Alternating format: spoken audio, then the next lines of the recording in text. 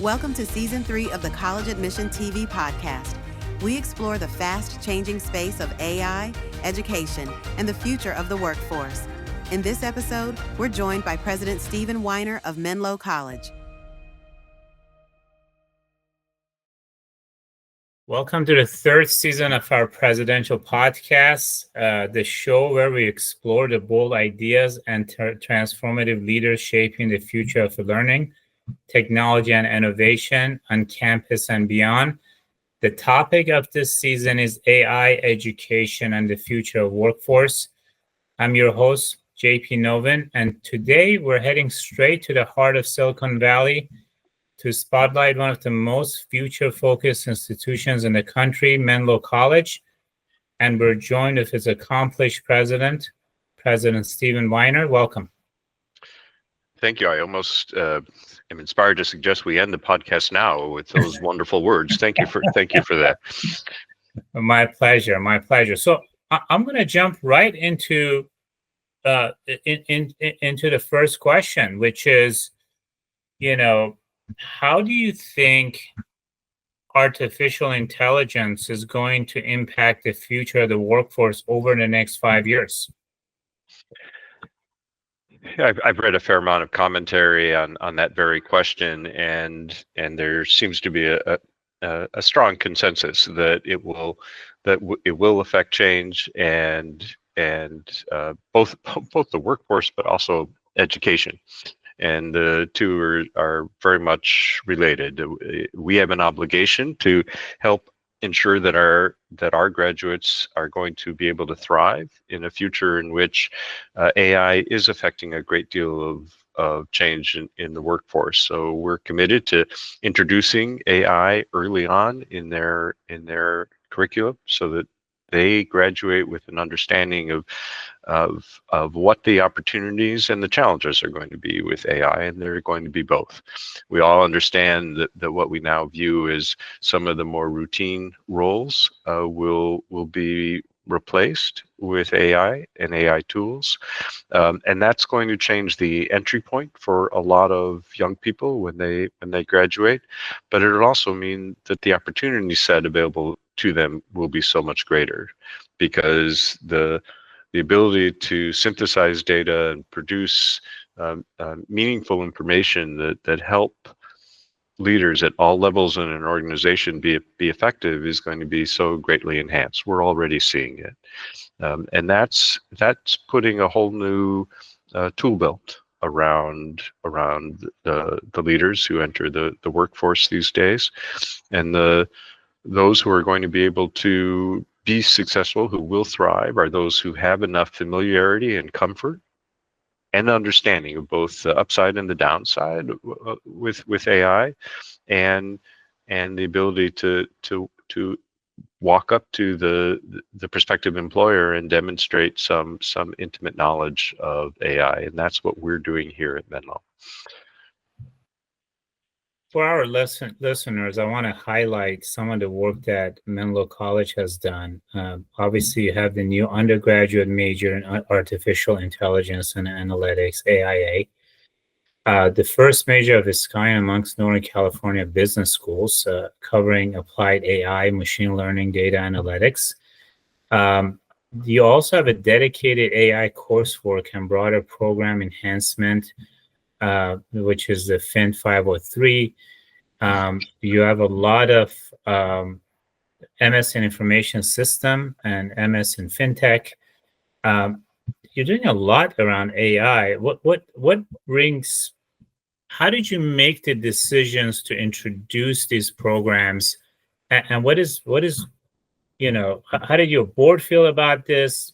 Why are you focusing outside the obvious on these particular areas?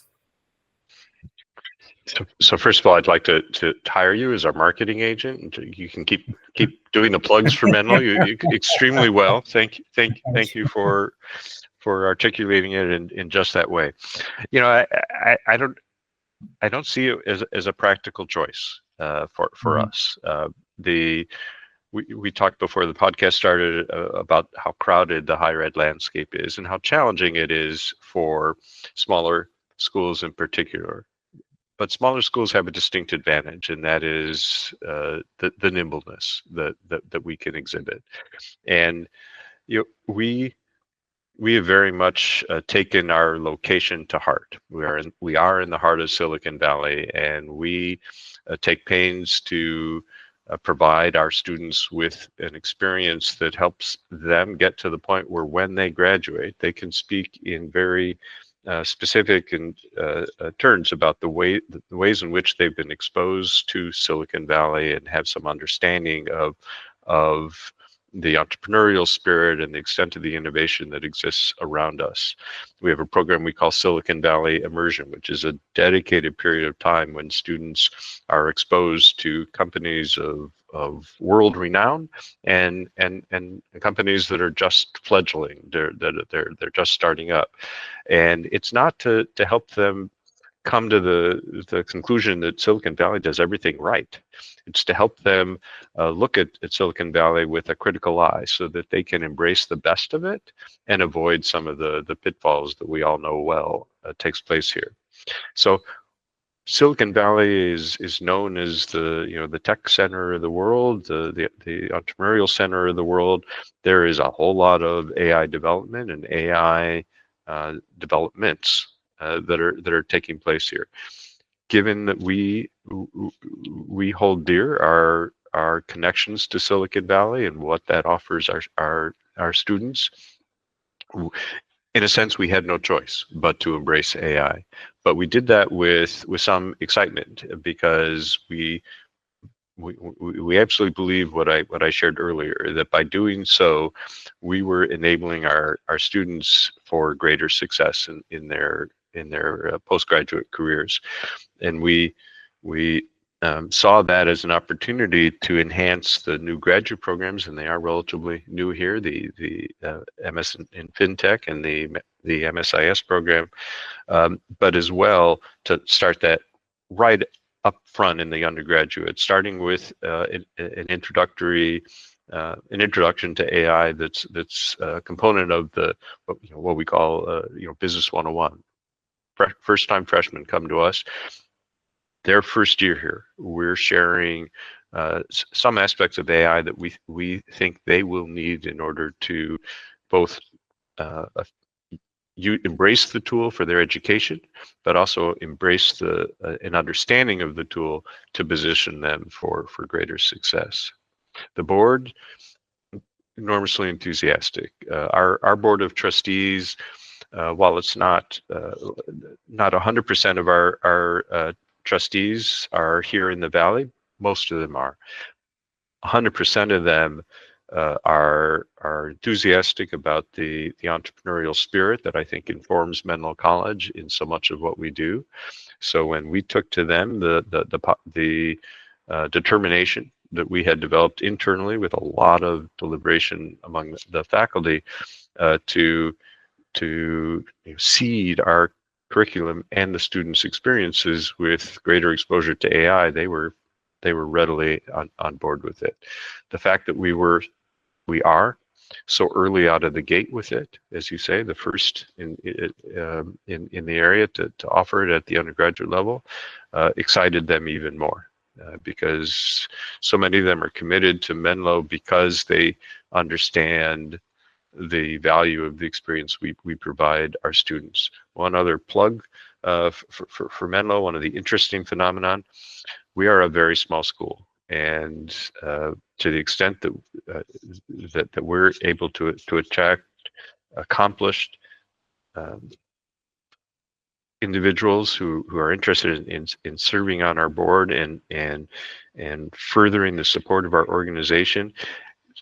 An unusual thing for us is that's translated into the majority of our trustees are not alumni. For a school our size and our stature, that's highly unusual. To me, it reflects the fact that we have a mission that it excites people, even those who don't have the memory of the joy of Menlo having changed their life.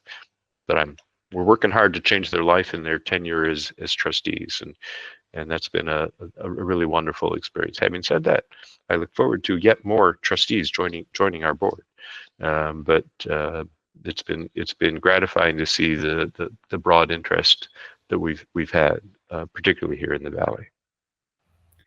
Well, you certainly have a very impressive board from the industry in all fields. I mean, talk about very, very accomplished board. And so, what have you noticed in the past few years? I mean, compared to 2 years ago, how often is AI and AI disruption being discussed? And uh, is that like a much, obviously it's more frequent, but what percentage of your board meetings are around artificial intelligence and the future of it?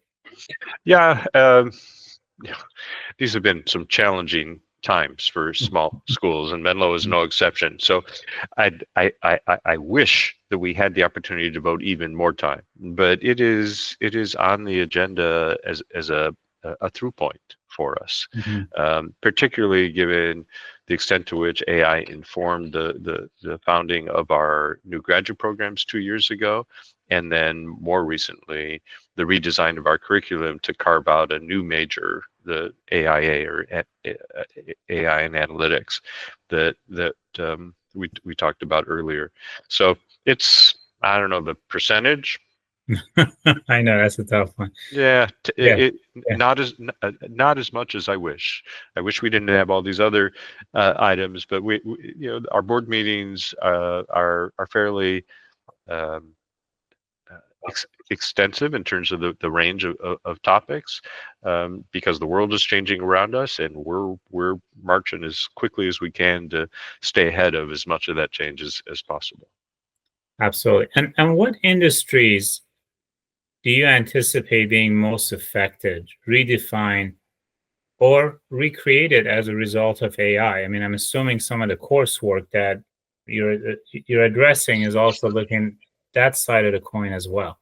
Yeah, so I'll respond to that question in the context of Menlo College. Menlo College is distinctive in that while we have a liberal arts-based education, once students declare a major, it's in one of two fields. We have 10 different majors, but they're either majoring in some aspect of business or they're majoring in psychology, and that's it.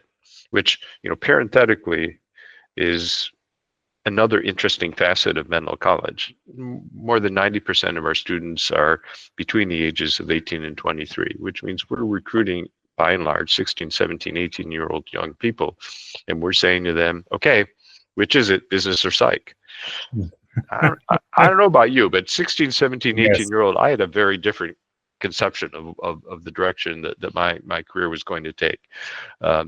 Fortunately, business and psych are broad and attractive. They're the two of the most popular majors across the country. And there are so many ways in which, as a young person's interests evolve, business and or psych can evolve with them, in terms of where they see the value they can gain from a focus in that study. So your question about where do I see the change, it's going to be large. My response is largely within that context, because I'm not spending a whole lot of time looking beyond the worlds of business and psychology because of Menlo's focus. Accounting is a large program for us, and that may be one of the industries, again within the business world, that will see the greatest amount of change the fastest. Particularly at the entry point, where so many young people who graduate with an accounting major are looking for those entry positions, and they're vastly different even now than they used to be, and that change will I expect rapidly accelerate. Finance as well. To understand a finance role, you are dealing with big data almost by definition, and there again, AI is changing that, not necessarily eliminating the traditional entry points to the field, but demanding a very different skill set and understanding for those who are entering that field. But I could go across every single major here. I mean, marketing, the tools available to facilitate outreach, to understand consumer behaviors, to customize outreach to different audiences. it comes back to our earlier discussion. AI is touching almost every aspect of our lives going forward. But I maintain my focus on the upside. I'm not wringing my hands over AI. I see it um, allowing people to accomplish so much more and so much more effectively. Now that statement assumes the continued credibility of AI, the continued reliability of AI in terms of data integrity. But I'm I believe that even though some of that is a challenge today, that we will navigate our path forward in ways that allow for AI's long-term success. Now, you mentioned psychology. I mean, let's take that for instance. You have regulations like HIPAA, you have FERPA, you have the CFR policies, you have the APA ethical principles. You got all of these things around just psychology. So, are you, and you have an incredible background in health. Are there industries where that is going to be hampered by all the governance and compliance before AI is fully proliferated? Excellent question. I don't know that I have sufficient insight to give the question credit. I because of my background in healthcare, I'm actually somewhat more sensitive to the challenges and opportunities in non-psychology aspects of healthcare. I think there are already tools particularly in the therapy space that are powered by AI, and as the saying goes, that from what I've read, the jury is still very much out there in terms of the effectiveness. My expectation, again, because this is another one in which I see the glass half full. I believe those tools will continue to be refined in ways that will allow them to further our outreach. It's no secret that our understanding of mental health and our is not where, as a society, is not where it should be, and that our opportunity to support mental health needs is also severely impaired by just access issues, whether it's financial barriers or shortage of personnel. So there again, I see opportunities for AI to assist each of those, both in terms of psychology-related research to further our understanding, but also to extend our ability to deliver mental health services. But there is no shortage of opportunities that I expect will still exist in psychology for the human engagement. So there may be, if I had my sights set on being a junior level accountant for the rest of my life, I'd worry about AI. But that's not the case for our students, and so I think AI is very likely going to be their friend, given sufficient awareness and understanding and caution about the tools. Yeah, and sorry if I sound repetitive here, but I want to go back to career readiness. Okay, so and I'll give the proper context here. So how are you thinking about developing and implementing, career readiness, strategies around AI? Because historically, like you look at from the 70s onward, there's been so much around experiential learning, so much co-op, lately apprenticeships and internships and what have you. Well, I've looked at some studies and they're saying, well, for every human, we might have 2 to 4 agents that are going to be doing some of the human work that humans used to do. With some tasks like accounting, you might actually have 1 to 300 Right. in some of these. So how do we think about a world where, it's kind of like our kitchen. We have microwave. We have all of these tools around us. There's no clear answer here, but how are you percolating these ideas as you set up your strategies around career readiness? Yeah. So I'm going to go at that question from two different angles. One is just broadly career readiness, which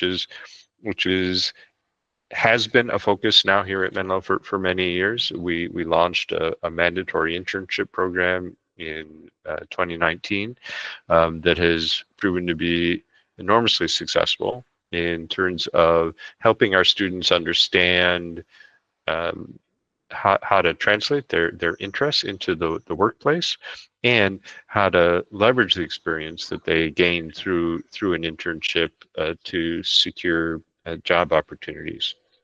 Our internship, when we first launched the program, and for many years thereafter, we were absolutely focused on the junior year, the third year of studies, to prepare students for the internship that we asked them to, or required them to complete in the summer between their junior and senior year. We've now extended that, where we're introducing career readiness to freshmen, so that we've just taken components of that, both because we appreciated the extent to which we were cramming a lot into the junior year career readiness curriculum, but also because we realize there's so much of that, particularly given the age group that we have. This isn't returning adult learners. These are very young people, most of them straight out of high school, who don't have a good appreciation necessarily for how to position themselves for success in the workplace. So we're starting that preparation in their freshman year, so that by the time they hit their internship between their junior and senior years, they're maximizing that opportunity. And it is the case, depending upon the year, between 65 and 75% of our students who complete their internship before the start of their senior year have a job offer in hand for coincident with their graduation. They don't all take it. Yeah, it's extraordinary. Now, they don't all take it because a host of reasons, including those who use an internship to realize that maybe that wasn't the direction they want their career to go. Right? Yeah. I would what a wonderful opportunity to gain that knowledge and insight before you actually hit the working world. And most of our graduates do go directly into the workforce, but with our new graduate programs, we're seeing increased interest in pursuing graduate degrees. Okay, the other aspect of your question, how are we coupling what I just said with AI? And I think I have to lean back there on the curriculum. We've seen strong and growing interest in the launch of our AI and analytics program, which is a wonderful a wonderful thing for Menlo, but more importantly for these young people, because that's such a critical skill as and understanding, for all the reasons we've been talking about. It is where the future is going, and by I don't know that we are explicitly saying, helping our students navigate the implied question, which is, how will AI shape your career? We're taking that up a level and saying, how will AI shape the future? And then giving students the tools along the way to develop more insight into their talents and aspirations, and then helping them figure out what tools they need in order to further those, so that, again, when they get to that graduation stage, they don't see that as a cliff. They see that as a step up to the next aspect of their journey. It's very fascinating. So if you are a junior, in college at Menlo College, are you required or are you recommended to take an internship? So both. You're required if you're any aspect of a business major, and that's 80% of our students. Okay. It's strongly recommended if you're a psychology a student, and in part that the latter reflects, in some way, particularly if you're interested in going into clinical psychology, there are finding that internship is not always as Yeah. easy, and the industry psychology has not necessarily um, historically embraced internships in the way the business world has. So we've been successful providing a path to internships as mandatory experiences, and that was part of our internship program from the get-go. It was required of all business students from day one, and it's not a placement. What we do is we pre-screen opportunities and effectively provide our students with a menu of pre-screened internships. Some of them are able to identify opportunities that aren't in that menu book, but when that happens, we still need to vet it and ensure that it is a meaningful experience and that the structure will be there to help the student through that summer. The other aspect of our internship program, there's a contemporaneous seminar series that accompanies the internship. So once a week, students are gathering and from many different fields, as it were: marketing, accounting, psychology, HR, AI and analytics, and they're coming together to share their experiences, to learn from each other, and to get guidance from the instructor who's there to do everything possible to make that internship experience successful in a comprehensive way. One of the outcomes for us is that we see our students, when they complete their internship, have a deeper understanding of, let's say it's a marketing intern. They have a much deeper understanding of marketing and the field and the opportunities associated with it, but they also have some appreciation for what the experience has been like for the other participants in the class who may have had a finance or accounting or HR or some other aspect, uh, uh, so that they have a more well-rounded and comprehensive view of the business setting that they will then be going into 12 months hence. Wow, that's a lot of infrastructure and work that you all have set up. For anyone that's listening, it's not easy work. Trying to get into an internship. Yeah, it is not, for sure, but it is worth it. So as a liberal arts institution, as you think ahead, do you see any programs down the line being retired or modified in this changing world? Great question, and it's one we examine a great deal. The it's the world that's changing in terms of the focus of our conversation so far, which is AI, but also young people's interests are change as well. But people can come at their interests in different ways. One of the interesting things for us is, just an example, we have a sports management major. We've seen a number of students move from sports management into AI and analytics, which we hadn't fully anticipated, but they were ahead of us in that regard, because so much of sports management, whether it's understanding what's happening to all baseball teams or a given baseball team, just to use baseball as an example, it's a data-driven responsibility that they have, and the young people here at Menlo are ahead of us. They figured that out, and they realized they could maintain their interest in a role in the sports industry, but be more effective if they had a deeper understanding of AI and analytics. So, will sports management as a discrete major go away? I'm not there yet. it's possible.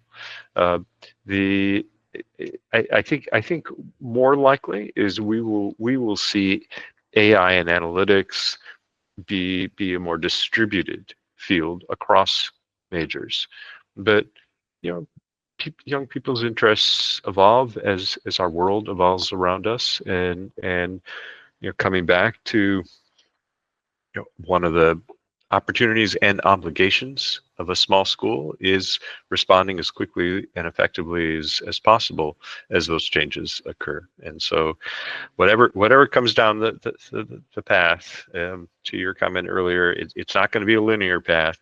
And lots of hurdles are going to be thrown in our way, as they have in particular since early 2020. We'll keep ducking and weaving and ensuring that we're moving this place forward, because that's our responsibility. Well, certainly higher education in the last 20 to 25 years has had to address OPMs, certifications, internships, workforce, partnerships. I think really, higher education has been forced to evolve. It's not like, Yeah. It's not a field of dreams anymore. And I think the next field, because I visited a university, you could get a bachelor's degree in this college in 2.5 years. Okay. So my question is, how will higher education and accreditation, in your opinion, evolve, given the fact, because it's not just the internet now, you could get answers to so many things that you had to really labor before. But do you see that changing, both accreditation and just the structure of degree granting institutions? Yes and no. I don't pretend to have an understanding of the future of the accreditation world, although I expect between what is currently in play coming out of Washington now and the speed with which the education industry is changing will force a significant amount of change in the accreditation world.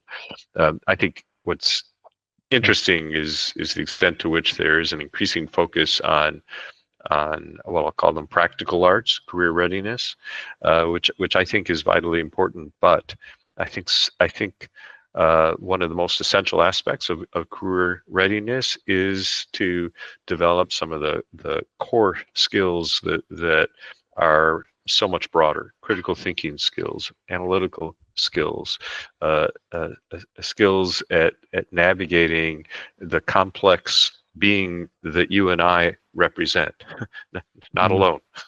All right, and that's and AI can help a lot of that, but when you layer on the challenges that, particularly in this country, in K through 12 public schools, students are not coming to us today, those who come out of the public K through 12 schools in this country, as well prepared to study and to develop the skill sets they need to navigate the workforce, or for that matter, their adult life, as effectively as we might wish.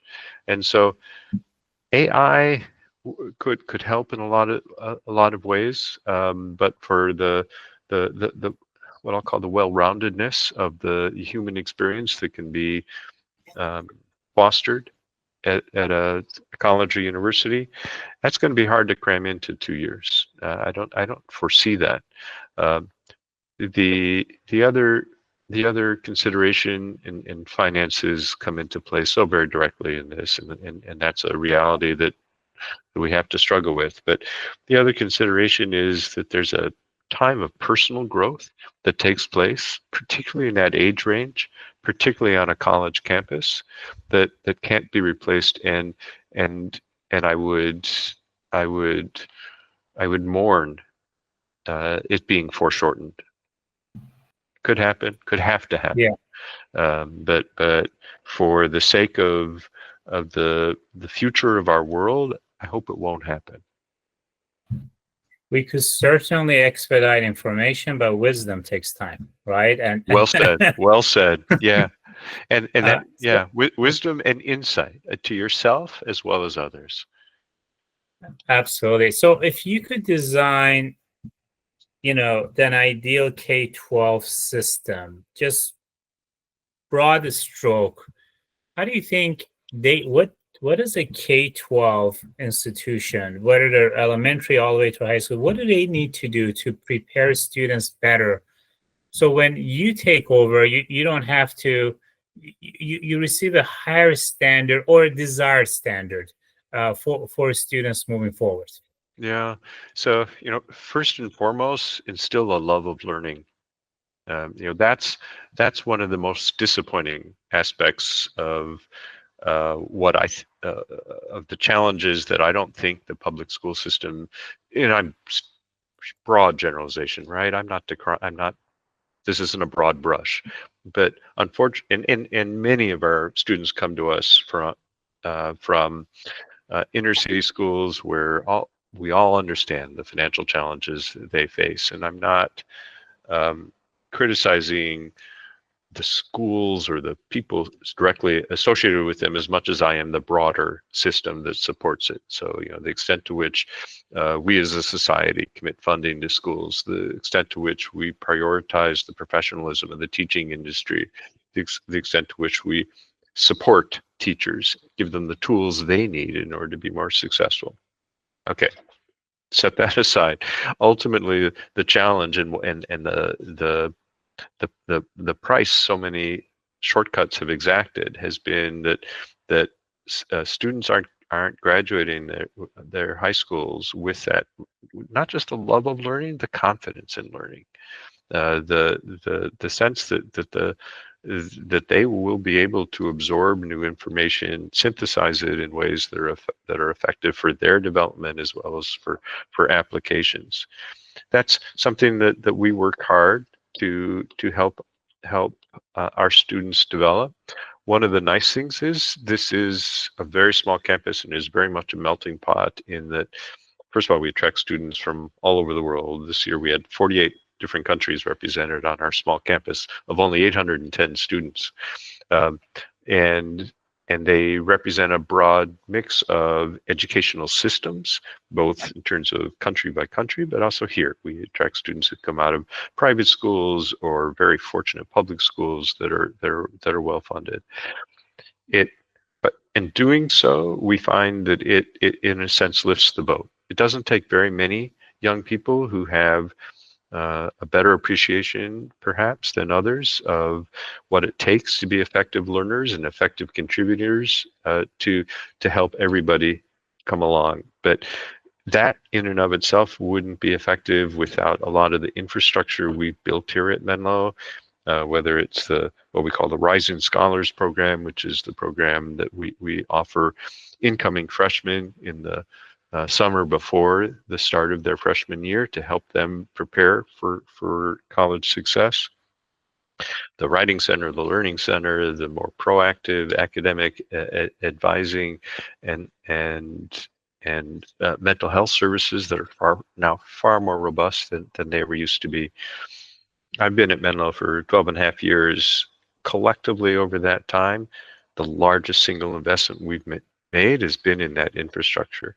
And many people use this label. I can't claim credit for it, but our concept of it is we're building scaffolding around each and every student who needs it. And some students shed that scaffolding right away. Others take a bit longer. But I like the term scaffolding because of the image it takes it's temporary. These aren't permanent crutches. These are support systems, tools that help our students realize their potential, and as they no longer need the support, they get rid of it and keep moving forward.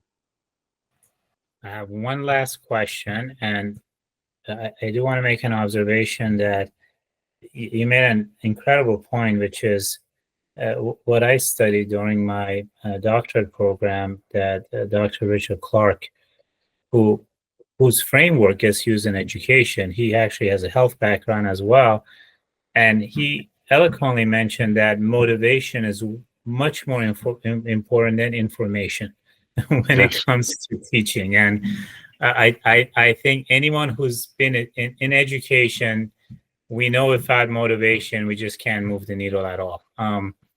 So I want to bring up this conundrum, which is invariably when we think about the AI revolution, we have to kind of do a parallelism to the Industrial Revolution.